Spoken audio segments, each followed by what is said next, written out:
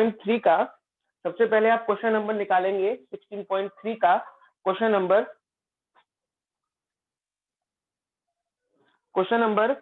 7th 16.3 का question number 7th करें बेटा।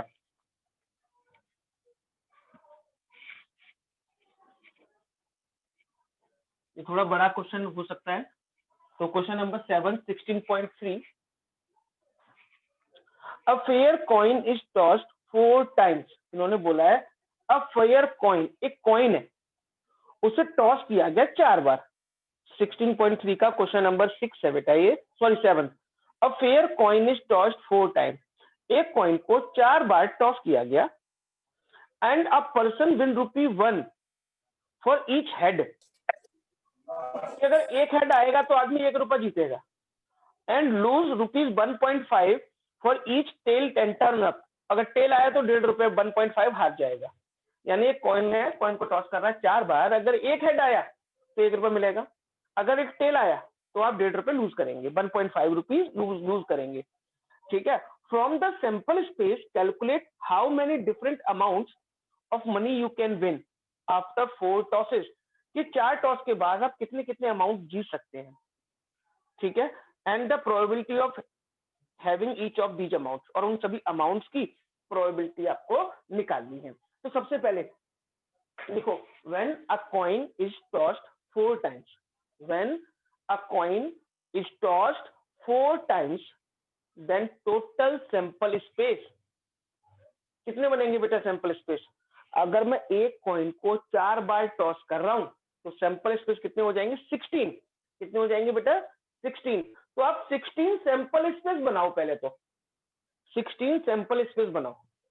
16 सैंपल स्पेस आप कैसे बना सकते हो। 16 सैंपल स्पेस आप कैसे बना सकते हो। 8H 8T, फिर 4H 4T करो बेटा। 8H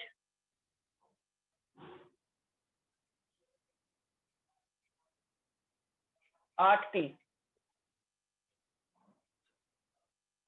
फिर 4H 4T, फिर 4H 4T। अब दूसरी लाइन बनाओ, 2H 2T 2H 2T।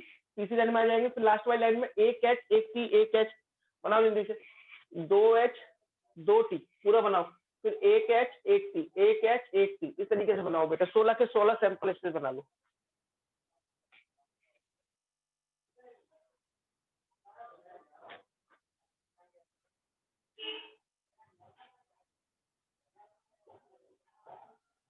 बना ली। बन गए बेटा, 16 सैंपल स्पेस बन गए। अब क्वेश्चन में क्या पूछा है, आप कितनी कितनी अमाउंट जीत या हार सकते हो उसकी प्रोबेबिलिटी निकालनी है। तो आपको कैसे पता लगेगा आपने अमाउंट जीता या हारा। तो देखो क्या होगा, सपोज करिए आपने एक कॉइन को 4 बार टॉस किया है ना, तो क्या होगा अमाउंट विन या लॉस, विन या lose if 1 head and 3 tail comes. मान लो कि आपने एक कॉइन को 4 बार टॉस किया, एक हेड आया 3 टेल आए, तो आपने कितना अमाउंट जीता या हारा, ये निकाल रहा हूं पहले मैं। तो देखो एक हेड आया तो आपने ₹1 तो जीता, ठीक है, ₹1 आपने प्लस में आया आपका। और 3 बार टेल आया तो आपने कितने रुपए लूज कर दिए 4.5 माइनस का 4.5। तो आपको लॉस कितने का हुआ बेटा -3.5 का, -3.5 का लॉस। ठीक है बेटा, यहां तक बताओ कोई प्रॉब्लम किसी बच्चे को। पहले अगर आपने एक कॉइन को 4 बार टॉस किया, 4 बार टॉस करने पर एक हेड आया 3 टेल आए, तो आप कितने रुपए लॉस में रहे बेटा ₹3.5 लॉस में रहे। हाँ या ना बोलो, यस और नो। अब दूसरा केस, अमाउंट विन या lose if 2 head and 2 tail. अगर सपोज करो 2 हेड आ गए 2 टेल आ गए, 2 हेड और 2 टेल आ गए, तो इसका मतलब ₹2 आपने जीते लेकिन ₹3 आप हार गए, तो -1, ₹1 के लॉस में रहेंगे फिर भी। ठीक है बेटा। तीसरा केस क्या होगा, if 3 head and 1 tail, 3 head आए और एक टेल आया, तो 3 रुपए आपने जीते, 1 रुपए आपने हारा, तो 2 रुपए प्रॉफिट, 2 रुपए आप प्रॉफिट में जाएंगे, ठीक है। और चौथा केस क्या हो सकता है, if 4 head and 0 tail, if 4 head sir and आपने 0 वहां पे टेल। 3 - 1 लिखा है, 1.5 आएगा, 1.5 रुपए बेटा बिल्कुल हारेंगे। 1.5 है, यस बेटा 0.3, तो 1.5 आएगा प्रॉफिट, 1.5, 3 में से 1.5 जाएगा। अगर 4 हेड एंड 0 टेल, अगर 4 हेड एंड 0 टेल, 4 हेड जीते तो 4 रुपए, कोई हारा तो है नहीं, एक भी टेल नहीं आया, तो प्रॉफिट 4 रुपए का, तो 4 रुपीज प्रॉफिट। क्या इनके अलावा कोई केस बन सकता है बेटा, क्या इनके अलावा कोई केस बन सकता है? एक केस और बन सकता है बेटा, तीनों टेल, इफ चारों टेल, इफ 4 टेल, चारों पे क्या आ गया, टेल आ गया, तो कितना हो जाएगा बेटा, -6 लॉस, 6 रुपए का लॉस हो जाएगा, चारों टेल आ गए तो ये अमाउंट निकली है आपकी, 3.5 का लॉस, -1 सर 1 का 6 लॉस। रुपए का प्रॉफिट भी तो होगा। 6 रुपए का प्रॉफिट कैसे होगा बेटा, बताओ जरा, कैसे होगा 6 रुपए का प्रॉफिट?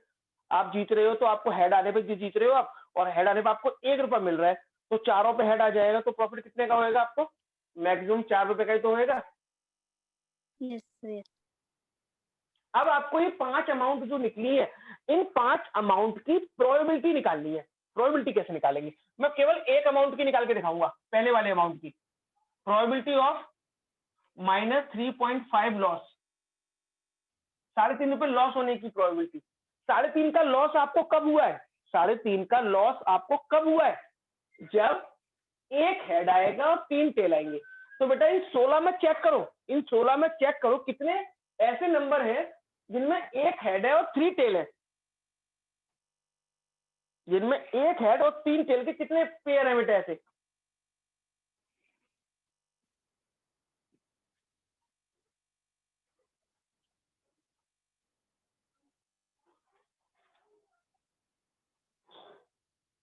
सर 4। दो,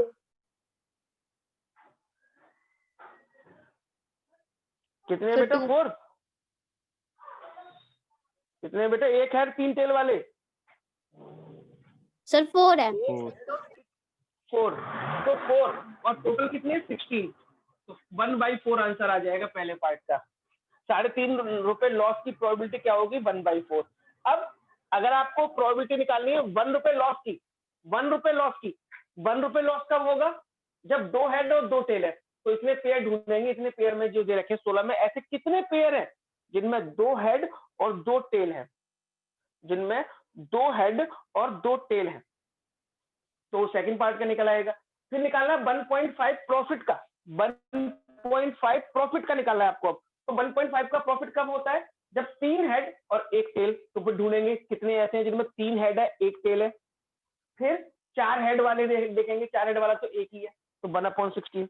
फिर 6 रुपए लॉस वाले, 6 रुपए का लॉस कब है, जब चारों टेल है, चारों टेल का भी एक है, तो 1/16 हो जाएगा बेटा क्वेश्चन अभी। Yes sir. बस बेटा ये क्वेश्चन आपको करना है। अच्छा क्वेश्चन नंबर तुम एक और बोल रही थी रिद्धिमा, 12th, तो 12th वाला क्वेश्चन भी देख लो जरा प्लीज एक बार, छोटा सा 2 लाइन का क्वेश्चन है बस, क्वेश्चन नंबर 12, ये मैं रख कर रहा हूँ।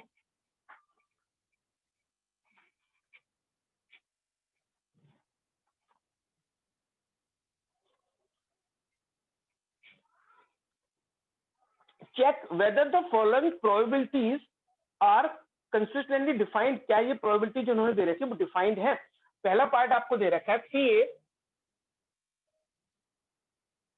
Equal to 0.5, P B equal to 0.7, P A intersection B आपको दे रखा है 0.6, और पूछा क्या ये डिफाइंड है। तो बेटा मैं आपको इसके लिए कंडीशन बता रहा हूँ, वो कंडीशन आपको ध्यान से समझनी है कि इंटरसेक्शन जो होता है हमारा, इंटरसेक्शन की प्रोबेबिलिटी हमेशा पीए या पीबी के बराबर होगी या उनसे कम होगी। कभी भी किसी भी केस में, किसी भी क्वेश्चन में इंटरसेक्शन की प्रोबेबिलिटी ए या बी से बड़ी प्रोबेबिलिटी नहीं हो सकती है। तो देखना बेटा इसमें पी ए इंटरसेक्शन भी कितना है 0.6 और ये पी ए की कितनी थी 0.5। यहाँ इंटरसेक्शन पी ए से क्या है ग्रेटर है, इसका मतलब दिस इज नॉट कंसिस्टेंट, ये कंसिस्टेंट वैलिड नहीं, मतलब ये वैलिड ही नहीं है। क्लियर है बेटा मेरी बात? अब Yes. इंटरसेक्शन जो है वो पी ए या पी बी के बराबर हो सकता है या उससे कम हो सकता है। सेकंड पार्ट पढ़ो बेटा। सेकंड पार्ट में आपको पी ए दे रखा है, पी बी दे रखा है और यूनियन दे रखा है और पूछा है बताओ ये, तो आपको इसमें तो इंटरसेक्शन नहीं है, तो पहले आप इंटरसेक्शन निकालो। इंटरसेक्शन निकालने के लिए फॉर्मूला लगाना, फॉर्मूला मैं आपको बता चुका हूँ, पी ए यूनियन बी का फॉर्मूला होता है P A plus P minus A X B.